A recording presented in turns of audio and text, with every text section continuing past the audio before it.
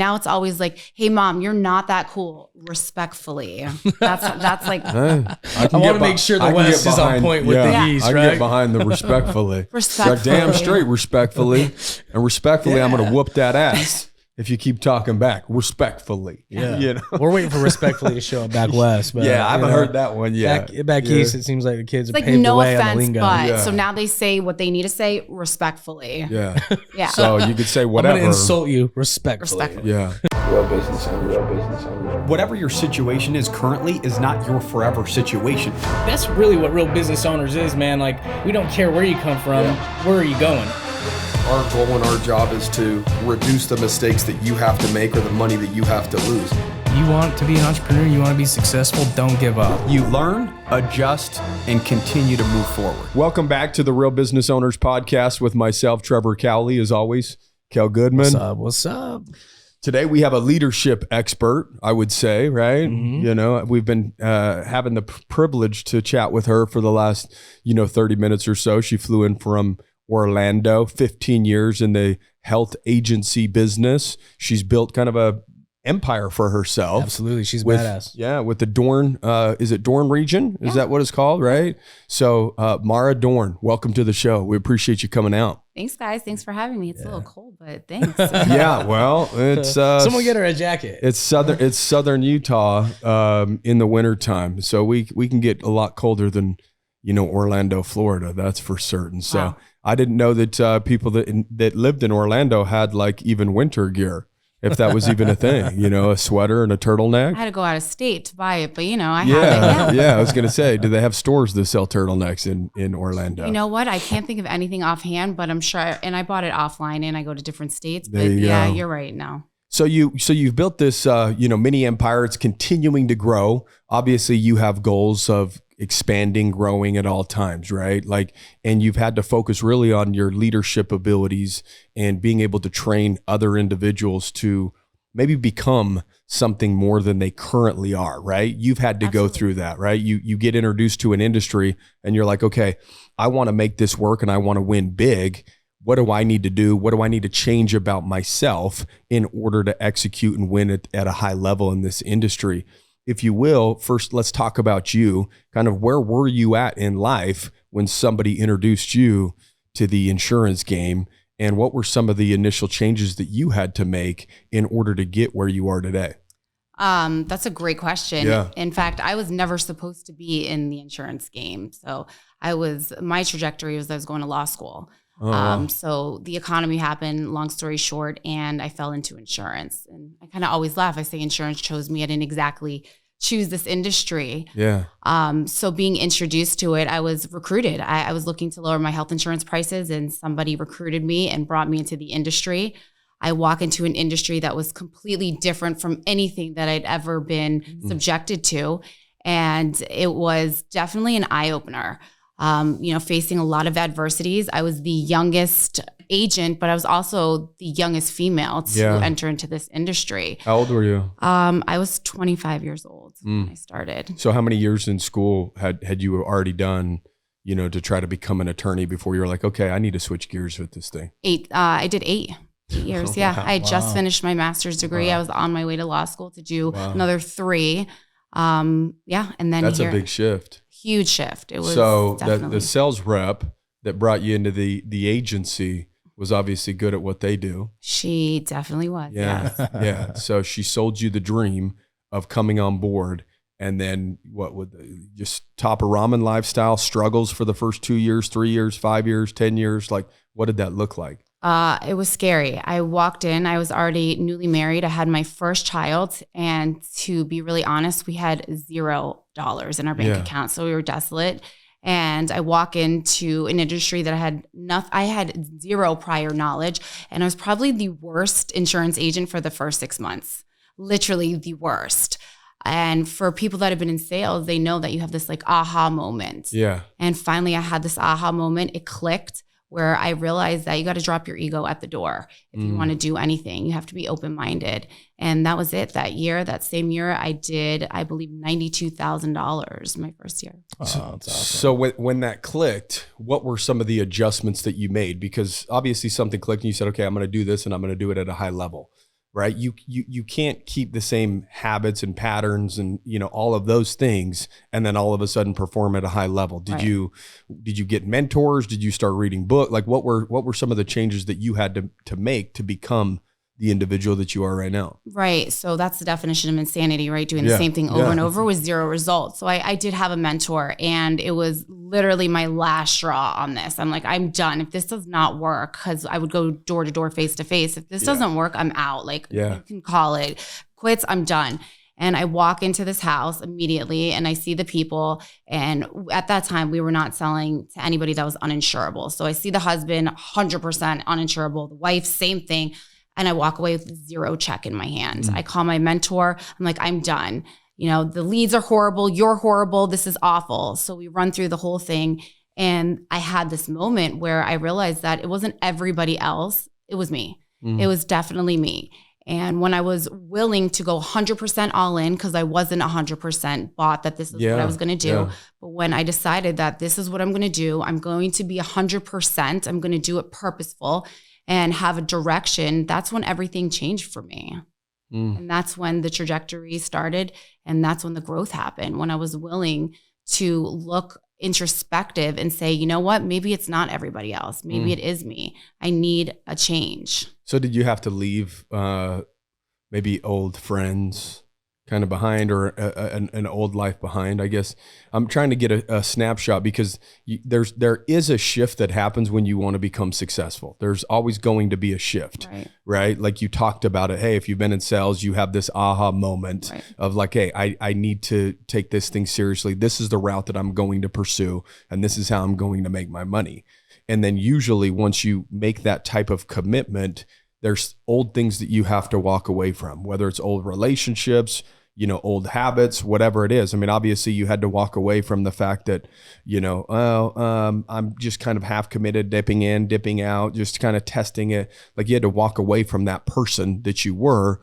You wanted the results prior to going all in and committing, right? And if it produced the results that you wanted, then you would get committed, which that type of mentality doesn't produce the results that you want, right? And then when you got committed, the results started happening. Correct. Right. So you had to change who you were in terms of your identity and look inward in order to start seeing external changes, right? In the results. And so like my thing is I just don't think enough people realize that they can't be the version of them that they are today and get a new result. It's true. Right. So like, what does your daily habits look like that molded the individual that you are today? So first of all, going back to what you said about leaving old friends, I wouldn't say I left them. I would say that if you want to make $1 million, what do they say? Be around people that are making $1 million. Yeah. So I started to surround myself with high income earners. And then from there, you see their habits, right? And if it's working for them, I'm not the smartest at all. I wish I was. I'm not the sharpest tool in the shed by any stretch of the imagination.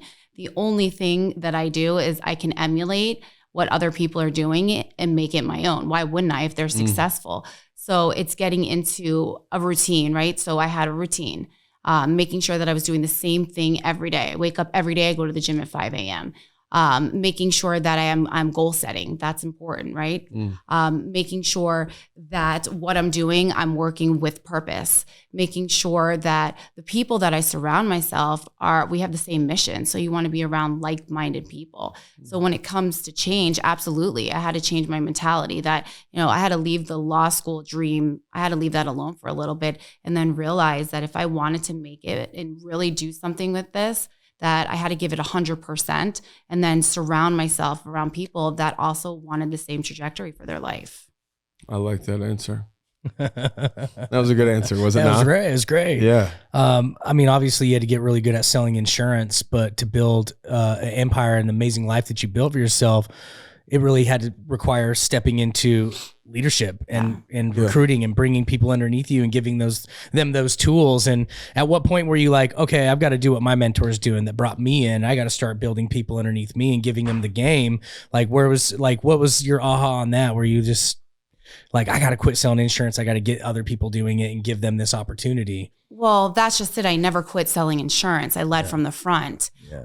And when people saw that I was likable, they were like, hey, you know, when they like you, they want to do what you're doing. Yeah. And I remember actually, you know, I go to the gym all the time, and there was this girl there, and we hit it off, and she was like, look, I want to do what you're doing. Like, you obviously look like you're doing really well in life. And it started with her. And that's really where I started, was recruiting out of the gym. I'm not going to say which one because I'm blacklisted from there. But you know what? So you can say it then, you know, if you're blacklisted.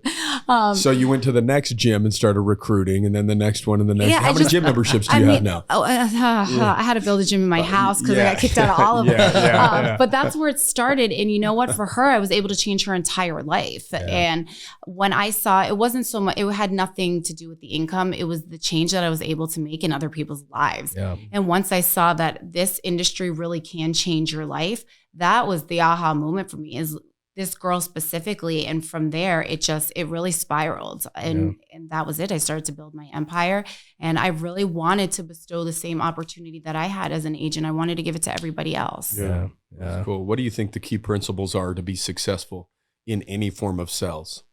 You have to have a why, definitely. You can't just go in without any purpose. You got to know why you're waking up in the morning. You have to have integrity. If you're not doing it the right way. It can't be just because you want to make a buttload of cash. That'll never work. No, never. It's got to be bigger than that. It has to be bigger than the cash. I mean, what do they say? Money solves problems. It doesn't make you happy. So it has to be way bigger than that. Yeah. Authenticity, be authentic. People like authentic people. Yeah. You know, ethical people. Do it the right way. Just do it the right way all the time. And you'll be successful. Yeah. So what's your goals? You talked about goal setting, right? You've already built something that's cool, that's making you money. You're doing well, right? Like what keeps you going, and what are the goals moving forward for you? So over the years, my why has changed. You know, initially it started with my family, making sure that they had food and they can definitely live day to day. Having built such an empire, which I never thought in my entire life that I'd even be able to do, is to give that same vote of confidence to somebody else. That's what I want to do. I want to continue to inspire people to know that they can do absolutely anything they want to do. You don't have to be the sharpest tool in the shed. You don't have to be the most well-spoken. You don't have to be the hottest. It doesn't matter. None of that matters. The only thing that matters is your will, your want, and your drive, and your ability to help other people. Yeah, your commitment and your consistency. Absolutely. So what's the next 3 to 5 years look like for you? Like, do you so now that your goal is to inspire other people, give them the same opportunity that you've had, like, do you set, financial goals still for yourself, or a number goal of like, hey, I want X amount of agents by 2025 or at the end of 2024? Or is that not something that you do? Do you just kind of show up and say, I'm going to show up in a certain way and inspire people to want to live a better life, and whatever that number ends up being, it is what it is? Or kind of what's your thought process? I wish behind it was, that? I mean, I usually do fly by the seat of my pants, but no, I plan every year. Every year I go in with a specific goal and a specific plan. So whether the income part, again, that comes with it. So that's kind of, that's put to the side. But what I do plan is, how many agents I'll bring to the opportunity, for sure.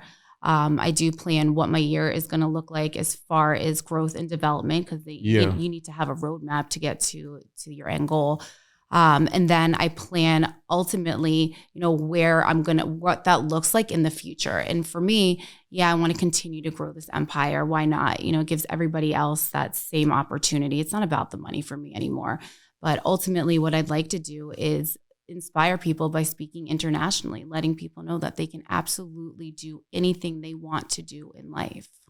What's the hardest part about being in your position, like a leadership position, and trying to inspire people? What would you say the most difficult thing is? Problem solving. For some reason, people think I'm their designated problem solver. I can't even solve my own problems, let alone everybody else's. So my phone starts at 5 a.m. because everyone knows I'm up. And it literally goes until 11 o'clock at night, trying to problem solve and then mitigate through different personalities, different wants, different desires. Everybody wants instant gratification. Everyone wants to be right. So are you just like reassuring people, like, hey, it's okay that you're just in the process. Well, I don't know if it's for me. I don't know. I mean, this is tough. And no, I'm not making it. He's like, okay, yeah. We've all done it. Like this is what hard looks like. Yeah. And this is what success looks like in the beginning, because it's not pretty. Right. And so like, are you, do you feel like that you're more of like a life coach almost to some of these younger people coming into the organization, maybe even older people that just have never really found their path? Yeah, absolutely. I've done it. I've been there. Yeah. So every story about being broke or not having a car, or, living paycheck to, I lived it. Like they think that it's unique to them. Yeah, exactly. Yeah, I lived it. So if I can do it, you can certainly do it. Yeah. So it just depends who I'm talking to. For the agents, I can definitely resonate. I know what that's like. I know the feeling of it, but I also know that hard work really pays off and consistency does. And working with intent. A lot of the time, people are like, I'm here, I'm working, I'm grinding. And are you here? Are you present? Or are you just there? And that's what they think. And once you start really honing in on what they're doing and looking at their trajectory and their agenda or their motion map and seeing what they're doing, you'd be surprised. Yeah. Not everybody's working. Yeah. They're there, but they're not working. They're there physically, not mentally. Yeah, of course. Yeah. Yeah, of course. They're present. They're there, Yeah. but they're on Facebook, doing the parking lot powwow, a little smoke break here and there, but they're not working with intent. Yeah. Yeah, everything's hard. What in life is not hard? I think everything is. Everything is. Yeah. Anything worth having. What were some of like the insecurities that you had to overcome and like stepping into your role, leading other people, and and then do you still have those insecurities that you still have to work on all the time, or are there new ones as you've leveled up? What kind of things have really you've had to overcome to be the leader that you have in your organization? So it's funny that you asked me that. So coming in initially, I was the youngest agent, right? I said that. And that's hard when you're working with people that are 10, 15, 20 years older than you to get the buy-in. They're probably like, what does this girl have to offer? But now the opposite happened. And I'm the older, seasoned, not older. I'm the older one and trying to get the buy-in from the younger one. So it's keeping up, with innovation, the lingo. I always know the lingo thing. That I have a 16-year-old that helps me out. But it's knowing your audience. That's really what it comes down to. Yeah. And knowing that you are genuine. Once they know that you're genuine and you have somebody's best interest at heart, then it's the adversity is always going to be there, right? Yeah. The insecurity is always going to be there. But as you grow in the business, I think the adversity and insecurity becomes a little older. Before I was younger, and now I'm older. Yeah. So it's just kind of funny how the two. I know for me, like, it's like you always just hear like, put in the reps, it gets better, but it's like, and it does, but it still is always lingering there. You know what I mean? Like whether it's imposter syndrome, whether it's, anything, just something you're not that gifted at that you're putting in the reps, but it's like, it's always like lingering there a little bit, Yes. you're always overcoming it. Well, I mean, I think of it like if you're not dealing with imposter syndrome, are you really playing a bigger game? Right? Like if you think about it, right? Like, so if you don't feel like an imposter, are you in some sort of environment that's of growth? If we're always trying to level up, we should always be a little uncomfortable and feel somewhat of like an imposter. Like, oh man, these players, they're way bigger than me. They make more money than me. Or should I be talking on this topic? Or that's just kind of part of the process and things that you have to overcome. But if you don't ever feel like that, you're probably living the same life over and over and over because you don't feel like an imposter. That just means you're comfortable and you're where things are familiar to you. Yeah. But if every year you're leveling up, there should be some form of discomfort. In other words, some form of imposter syndrome because you're leveling up around new people, new players. You're forcing yourself to do new things that maybe you've never done before. Right. So absolutely. I believe that's, kind I'm of uncomfortable all the time. Yeah. It's funny. That's my mantra. Yeah. I'm comfortable with being uncomfortable. I literally, people think that I'm so comfortable when I walk in a room and I take over. You're different. But I'm not. I'm usually having a panic attack in the back. Yeah, that's what's what they happening. Think. They just think I'm they're having like, a panic she's attack. put together. She's just, well, I'm not her. She's her. She's so different than you know what I mean? No. Like that's kind of the thought process because I think we've all thought that about somebody that we looked at when we were young, that they walked up on a stage or they gave a presentation. You're like, oh man, I'm just never going to be that. Yeah. That's just who they are. In reality, their heart's probably beating out of their chest and they behind the scenes were wondering, what the fuck am I doing, about to walk on stage and do this thing? You know, are they going to figure it out that, you know, this is my first time or whatever it is, right? Absolutely. So, were you nervous prior to doing the show? Not today. Today was okay. Today, this is like We're not intimidating, is no, what you're saying. I feel no. You guys are definitely intimidating, but you guys are. It's like I've known you guys for a long time. I know you're making it real easy, too easy. Yeah. Like, what's gonna happen? Or am I being punked? I don't know. It sounds a little. We have a button under the table that something pops out and spooks you. Like if we feel like that you're getting a little too comfortable, but it's pretty impressive what you've done, and the level of confidence that you have or portray, right? Like we all, show. Yeah, you know, it is very, very impressive. And I think that there's a lot of women that could look up to you and follow suit in what you're doing,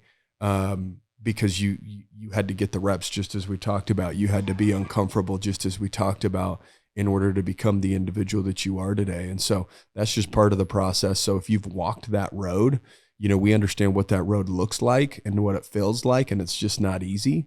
And so the fact that you've done it, you know, I take my hat off to you for doing that. And you are an example to many people because of your resilience and some of the things that you've done.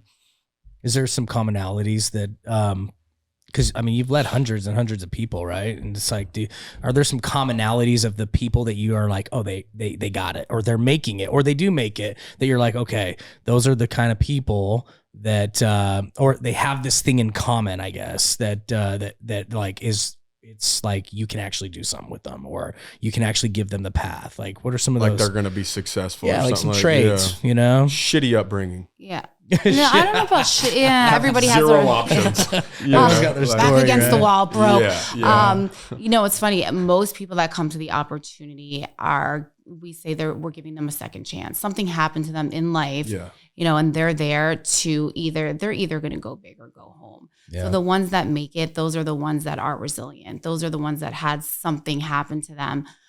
Whether they were completely desolate, or, you know, somebody told them they couldn't do something, or there was little belief, or whatever the case. But yeah, they all have a commonality. And then in the end, it's the same thing. You know, everybody has a bigger purpose than themselves. Yeah. And when you have a purpose greater than yourself, then you become a servant leader. Yeah. And those are the people that do really well. That's the commonality between all of us. Yeah. I was just thinking about it because I relate to you a lot, right? Like, I get anxiety every time before I go to a speaking gig. You know, it's like I have all these things. I'm like, I'm going to talk on this and I'm going to say it like this. And then I build some framework. And it's like 5 minutes before I go on stage, 10 minutes, I'm like, why did I sign up for this?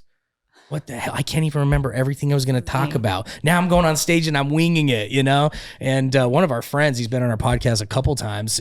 He broke it down for me, and I was like, oh shit, I do that. That's why I've been able to build some success that I have built. And he says, you know, look, you know, in order for you to become very successful, the number one skill that you can possess is courage. Right? Because that's really what it takes first, right? You find these people are like courageous. They want something better for themselves. They don't know what they're doing, but they've got to get over that anxiety and just step into it, right? And then if you have courage and then you find something that you're like, okay, this is it. I'm going to make the commitment. The commitment now is something that you're like, okay, I'm going to do this over and over and over again, which turns into consistency. And when you have courage and a commitment and you're consistent, it turns into competency. And when you have competency with the consistency, it's like, man, you be consistent at, or you'll be successful at whatever it is that you want to do. And so nowadays it's like, oh man, I'm always looking for people that are like willing to suck. They just have the courage to like step into something, especially those people that you're talking about where it's like, you know, like, man, I need my thing, you know, I need my second chance. I need to be successful at something. I need to feel my value. I need to find my worth. Right. And it's like, but if they have the courage and they have that, they're looking for something. It's like, man, you can do so much with those people and really help them build their life because you've done it, you know? But anyway, I brought that up just because I'm listening to you talk and I'm like, you overcome this anxiety every time you're going up there and leveling up, or you're trying to help someone, or you're trying to take something big on. And you just seem like a person that just has so much courage. Right. And then you've got all these other ingredients that you splashed in with it. Yeah. I don't think there's a choice. You know, one one thing I am terrified to fly. Terrified. Really? But I'm on a plane every 8 to 10 days. So when you just did those 4 C's, I'm like, wait, you're right. Like I don't have a choice. I'm terrified. It goes the same way every single time. I'm anxious, usually having a panic attack for sure. But I'm going on that plane no matter what, because it's usually I have to go see my offices. Yeah. So if I don't go to see my offices, then I don't get to see the people, and then the people aren't inspired. Then I'm no longer impeccable to my word, and I'm not executing, and I'm not doing anything. Yeah. So regardless of my anxiety or whatever the case may be, it doesn't matter for me. Yeah. I'm going. Yeah. I'm going no matter what. So are you do you like roller coasters? I don't love roller coasters. Me I will neither. get on Me one. neither. I will get on Fuck one. roller I will coasters. do it. I don't love it. I don't like the thing in the stomach, Me that neither. happens. I hate it. I probably will avoid it if I Yeah. went to a theme park with you. But if you were like, Oh no, I don't fuck around with. okay, good. So yeah. then Because I'm not a I hate huge them fan too. of flying either. Like, I was always scared of flying too. When you hit like one bump or, It's over. and it's like, oh fuck, I knew it. It's going down. The one plane. The I one picked the plane, one and plane it's like, I today. don't ever fly. And always going to happen We're to the done. guy that, that flies 2 times and it's going to go down. And the guy that flies daily, nothing happens to, but I don't do the pit stomach feeling. Yeah, for the either, tummy, it's not know. good. I mean, that's a good Flying thing in the to- summer's the worst because there's a lot of turbulence when you have that hot air. Yeah, It's I like, know. oh fuck that. No, I'll drive. I So, wish that I could drive, but I can't drive from Florida to Vegas. That would take a really So long long. time. Yeah. hey, you could, get an RV and, set up more offices along the way. That's not a bad idea. Motivation. There's There's what, you your might new be onto purpose. something. You might be onto something. week here, that's your summer trip now with the family. It's just visit every single office and never have In to an see an RV. airplane again, You might be onto something. So if it happens, I just expect some equity in some of the regions that you open along the way. You got it. For the inspiration. So What is some of the lingo your daughter's been teaching you? You brought that up a little bit ago. It's like Oh, my she teenagers are calling their mom bruh, like bruh. She does that one. What's the Bruh. big one she tells me? Cap. That's cap, Oh, mom. yeah. Cap. Yeah, For real. On capping. God, for real. Or what else does she say? Respectfully. Now it's always like, hey mom, you're not that cool. Respectfully. That's like hey, I want to make sure the West is on point with the East, I can right? get behind the respectfully. Respectfully. Damn straight respectfully. And respectfully, I'm going to whoop that ass if you keep talking back. Respectfully. Yeah. We're waiting for respectfully to show up back west. But, Yeah, I haven't heard that one yet. Back Yeah. east, it seems like the kids it's have like paved the no way on the offense, lingo. but Yeah. so now they say what they need to say respectfully. Yeah. Yeah. So you could say I'm whatever. going to insult you respectfully. Respectfully. Yeah. You're a dumbass respectfully. Yeah. Gotcha. You're not that cool, Okay. mom. Respectfully. Gotcha. Oh, that's cool. Well, yeah, so when you go up and talk to people, do you say like, look, you guys are in a shitty situation respectfully, No, I but usually you need to work with us. No, I don't usually say that. I'll start my meeting and I'll say something like y'all had a great sales week, no cap, on Yeah. God, for Yeah. real. And then everybody like kind of laughs and they're like, Yeah. oh, she's they all She's laugh. cool. Yeah, I She's think the I'm hip cool. leader. Yeah, Yeah. she's not the old leader. Yeah. Well, Yeah. I would for sure feel that imposter syndrome feeling that we were talking about earlier if I said those things after what I said. Yeah. Like I mean, I feel you feel hip and cool. I don't know if I'm feel starting to it. feel old. I'm definitely older. I Yeah. used to feel cool. Now I feel. I don't know what I feel. You never know what day it And is. It everything's depends on the day. popping when I get out of bed these days. Just old, I feel like I hit by a freaking truck. Season, not Oh, old. gotcha. Season. I'm I okay agree. with old. Me, old equals wisdom, right? Good way of So, thinking of it. like, yeah, I'm enjoying the elder version of me. Are He you? ain't even Yeah. 40 yet. Yeah. I'm like, wait, are you? Like, what are you? I'm 39. You're right in that last year before the big 4-0, so Talk to me when you're older, a little older. a little older. A little Okay, so older. I'm young. Yeah, you're like, I'm you are. capping right now. Yeah, cap. Oh, cap. Young and wise. Okay, You're gotcha. young and wise. Trey. Yeah, no, I love that. Well, thanks for coming out and coming on the show. That was fun. Thanks. I do have one more question though. Oh, like yeah, go ahead. what is it that you want the most right now? Like we talked about your why and your goals. Cause for me, it's like, it seems like you're wanting to get out and inspire more than people that just want to become like, not just, but insurance agents. Like, are you looking like, hey, I want to get on bigger stages and events that look like this? Cause I'm sure you've spoken at all kinds of insurance events, And I've seen you speak on your social media. You do a very good job. So I'm just curious, like what is it? What kind of stages or what kind of things do you want to do with your gifts that you have now? Yeah. So like I said, I do have a daughter. I have 3 kids. But for me, you know, I want to be able to inspire not only my daughter or not only women, but I want to be able to inspire everybody that I meet